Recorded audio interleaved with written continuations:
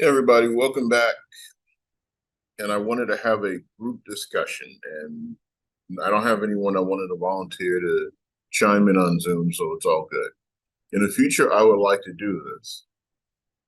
I would love to have meaningful conversations with people talking about what makes Alpha Strike Alpha Strike. And let me start off with point one. Point one,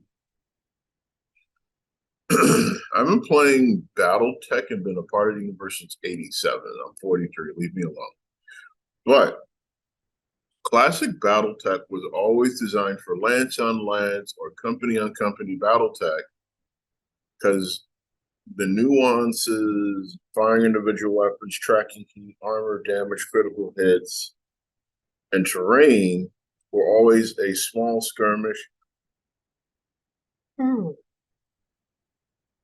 individual nuanced game, which led to every other game system coming out being somewhat based on BattleTech or somewhat based on other loose issues.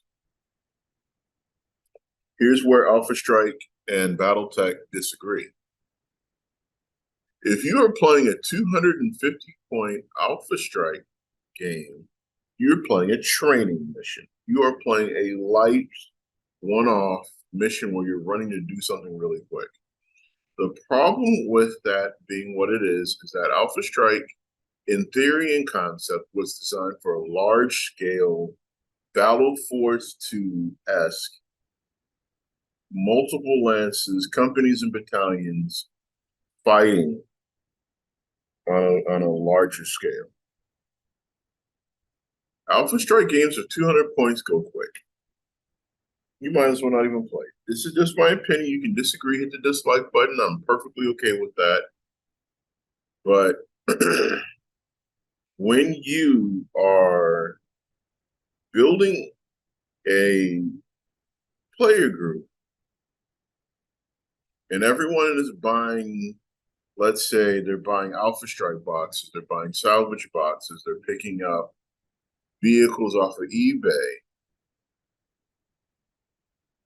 then it's not relevant if it's such low scale numbers.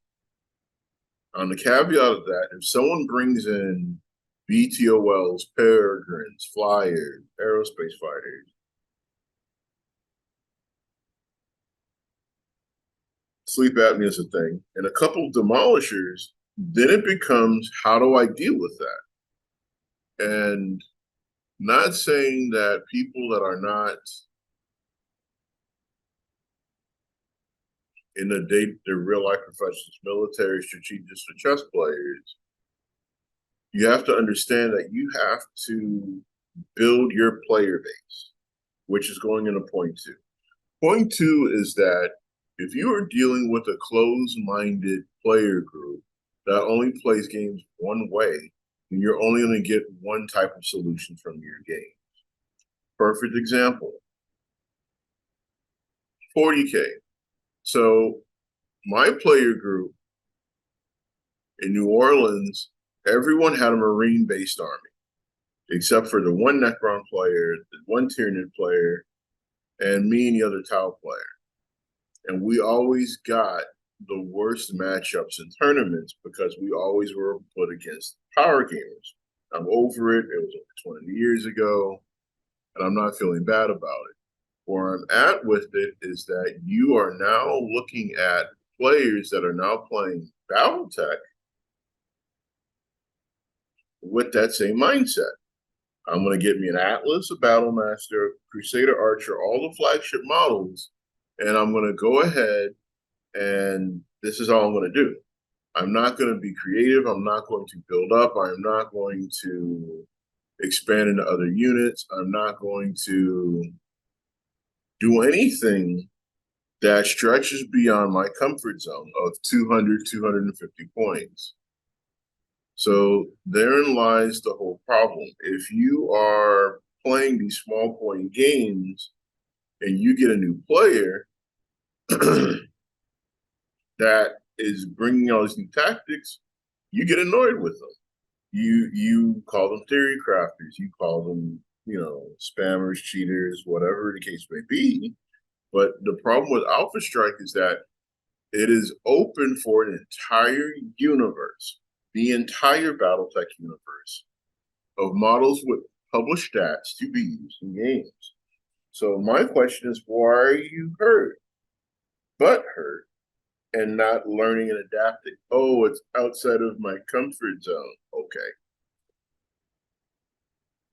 Again, I wanted to propose the Gentleman's League or the Commander's League, where people can go to a convention or a game con and play a 500 or 1,000 point game and set time limits. It's not the end of the world. No one's going to cry if your 200 point list plays on a 200 point table. It's okay. It should be all right. If you're not in the big leagues, stay in the little leagues. If you are not going for using the majority of your collection that you've collected for over 30 years, we understand and respect you. For those of us that have it and have the capacity and forethought and the planning and the strategy, tactics, and everything that goes into coordinating a massive engagement, don't hate on us. That's my point 2. So point 3, and I needed to open up a tab so I can discuss it effectively. Yeah. So I'm a fan of VTOLs.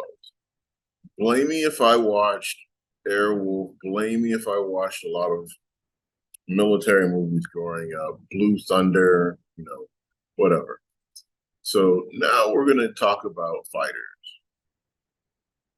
versus aerospace. And then we're going to circle back points 1 and 2 in the discussion. So the interesting point that was brought up was, why can't we be friends? And some people are like, what are you talking about? And they highlight the point. Alpha Strike is Battle Force 2, which was Battle Force 1, which is now the cleaned up version of all those machinations of high points games and making it streamlined so we could have planetary conquest. So that way we could have full-on airstrikes. So that way we could do a lot of things with smaller units and be successful. Now, the argument that I was having with someone else on Discord is, why is it that you get players that are uncomfortable with VTOLs and vehicles, but they're okay with artillery, aerospace fighters, and airstrikes?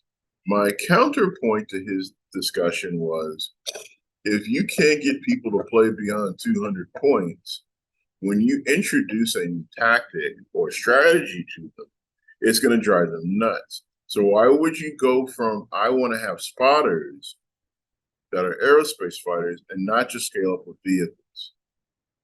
That's my whole point. Case in point.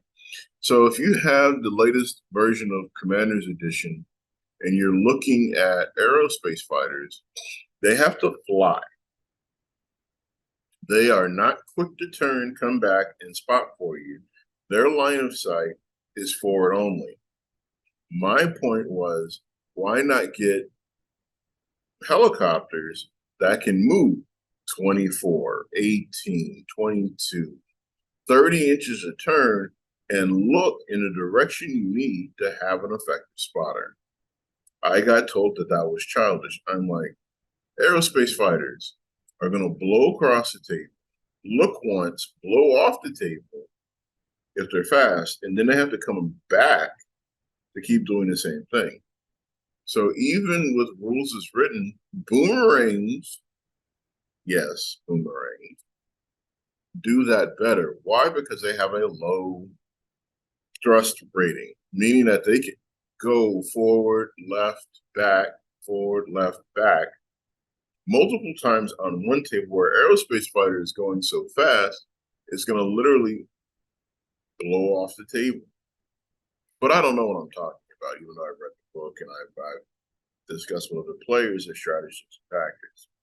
So yes, the way rules are written with the current state of aerospace fighters, you move the model up and down the edge of the board, and they just go strafe, change direction, and come back. I've done it. It's effective. However, an aerospace fighter, if it's carrying, it's not the same battlefield rule, and it doesn't make sense to continue to beat a dead horse. So circling back to points 1 and 2, aerospace fighters are inherently as expensive, if not more expensive, than mechs. Okay, so if we're playing a 200-point game, I would rather have a medium Phoenix Hawk versus a Shologar. But let's show you what I'm talking about.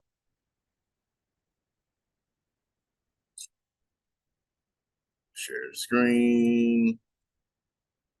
Okay. 24-point Shologar. 2 short, 2 medium, 3 armor, 1 threshold, 1 bomb, 3 stall, 5 structure. Any one lucky hit is going to tear this thing right out of the sky. Threshold 1. Especially if you do what I do and stick an SRM carrier next to everything that's important, so you get a free shot with 6 points of damage. So if an SRM carrier hits this thing, it's automatically going to be a threshold, a through armor critical, that's 2 crits for 8 points cheaper. So let's not. Let's circle back to my point. 24 points for a spotter that's going up and down the side of the field and it's not really effective because it's holding everything up. Versus a ferret. But this is the 8-point ferret. I can get 3 of those for the price of 1 Shologar. Now, let's go with the cargo one. For your 1 aerospace fighter, I have 4 Shologars. I'm sorry, reverse terms. For your 1 Shologar, I have 4 ferrets that are flying up and down the field at 30 inches a turn at the average of a +7, a +9 versus enemy shooters that I effectively have an almost invisible Air Force screen of just going ahead and wrecking everything. That's my point 3. Point 4, there's so many ways to wreck someone's day with spotters. And I know you're like, oh God, not again. Let's look at it this way. Give me 96 points. 96 points. All right. So let's build a list. And we're going to build 2 lists.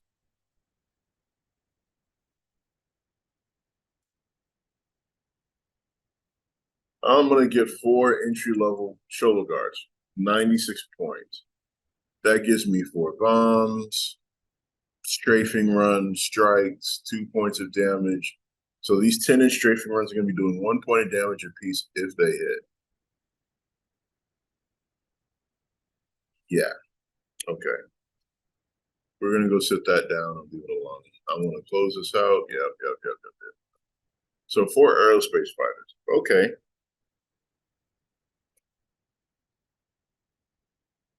2, 3, 4. 24 points with no guns. What I'm going to do is go skill 5 on all of these cargo copters. Just say this guy barely graduated because they let him out of the academy. I'm going to go with some trucks. My favorite truck. So now, I want to give you an elite. Give me another elite. Bang, bang, 60, no, 76, 84. So that means I can go veteran, Mm-hmm.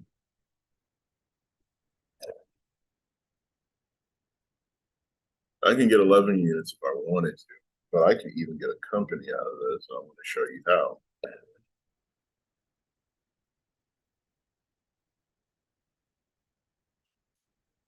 So I have a company of vehicles for your 96 points. Granted, I have 8 indirect shots a turn. Whoop-de-doo. So now that I have my 4 helicopters, I can run in teams of 3, beating targets to death. And I'm enjoying it for the simple fact that I can outrun my opponent. My trucks can either park or drive. If they're moving quickly enough, they can harass and countermine everything my opponent's doing. Your 200-point list, I give you, you're outnumbered, effectively with cannon fodder. And my elite trucks, and I have 2 of them, can sit back at long range, not move. So if I don't move, indirect, I'm 6. I'm starting at a 6. So if I spot you and you're an Atlas, I need a 7. Statistically, I'm going to hit 8s with my veterans and 9s with my regulars. Any way you cut it, look at it, or laugh at it, you're in a world of hurt. Sholo guards, yeah, 1 bomb, 2 points of damage versus every turn I'm cranking out 8 without being shot at, without being seen, hiding behind correct scale terrain. Interesting. So the reason why we're going to tie in all 3 points in a point 4 is that if your play group is only playing with mechs, they don't have access to vehicles, they don't have access to aerospace fighters, i.e. they're in a one-dimensional gaming mindset, then it's not effective for people that have a higher capacity for creativity on a battlefield. ALPHASTRIKE was not designed, again, for these 200-point games. It wasn't designed for 4 mechs and being done in an hour. It was designed for people that are there for the larger engagements of 500 to 1,000 points, 750, at least 350 points, so you can get at least a company and some supporting elements in. Now, for the people that look at the way that I'm doing it and thinking about it, your play group should be a reflection of the creativity and the ever-growing escalation of tactics and strategy that you have available to you. For example, I don't create lists for people that play internet lists. I create lists that I'm going to share and post for the discussion of strategy and tactics to implement in where you're at and to help you escalate and elevate your game level. Some people don't want to be a part of that conversation because I'm safe in my little corner and I'm playing my Steiner Scale lands with a couple commandos and a Zeus. No, you should be past the Steiner Stout lands. You should be past running C3 networks. And if we go all intro tech, this entire list that's on your screen is intro tech. Star League era even, pre-Star League. And you should be able to challenge your opponents to do better with what they got.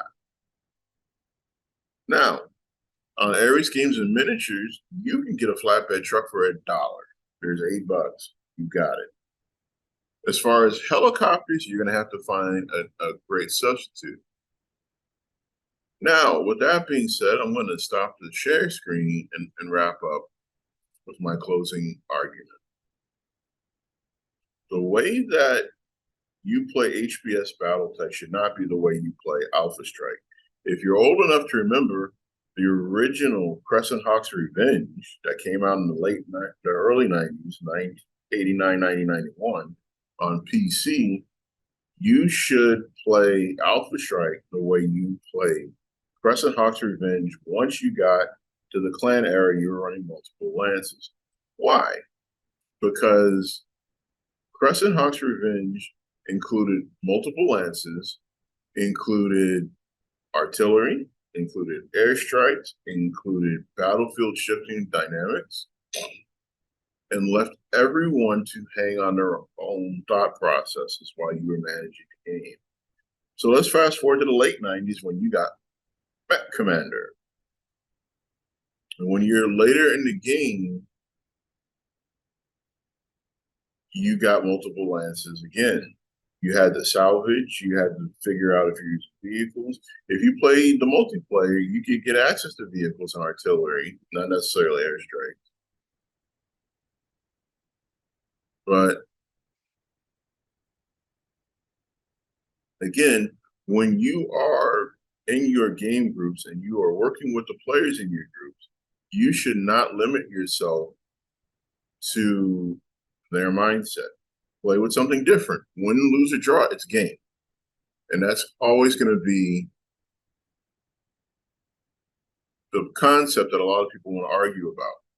Well, in real life, they wouldn't do this. And I'm like, if you haven't read the 13 Rules of Combat by Marines or saw the video, if you haven't seen the American playbook to military combat,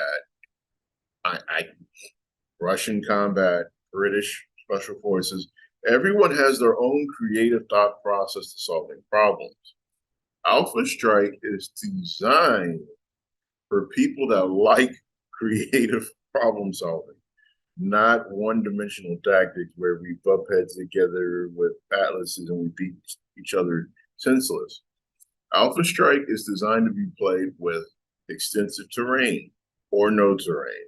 Alpha Strike is designed to be played with multiple variables affecting your environment or not. And my encouragement to players is find a group, if you can, that want to play at your level and grow. Don't get trapped into the 40K mindset of we only play this way with these tactics. No.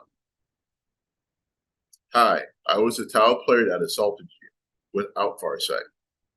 Hi, I was a tile player that would tank shock you in 4th, 5th, and 6th and 7th edition because it was an option. Hi, I was also the player that would set up my broadside with 1 or 2 channels of fire, but drop into smart missile systems to throw rounds out at you to drive you crazy when you couldn't get to me.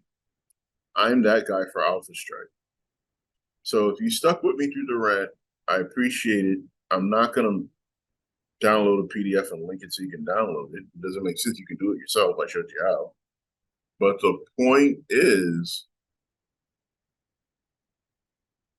you have to blend your thought process when playing Alpha Strike. And it's a lot of people like, why do I got to blend my thought process? I'm not making coffee. No. When you read the old novels, especially if you read the original Great Death trilogy, it was 1 mech, infantry, artillery, and aerospace support. Everything you're going to do is going to go into that thought process as you expand out. Even though, and let's not hate the clicks game for a minute. I did not get into the Battletech clicks game because I was a broke college grad when Battletech clicks was imperative.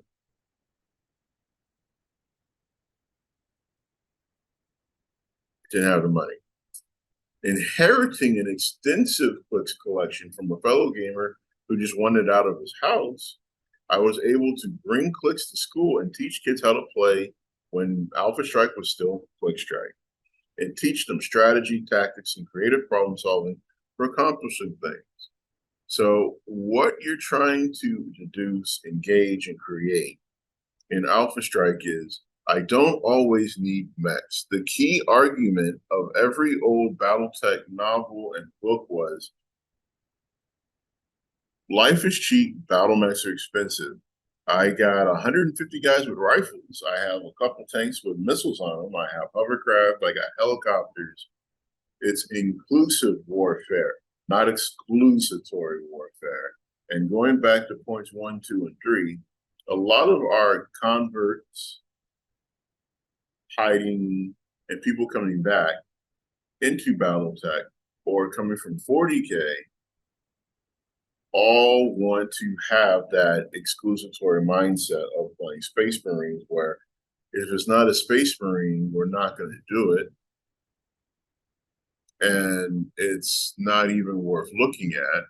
So why bother? It's BattleTech, it's BattleMech. I'm like, if you remember how Grayson Death Carlo got his first mech, he pointed an Inferno at a Locust.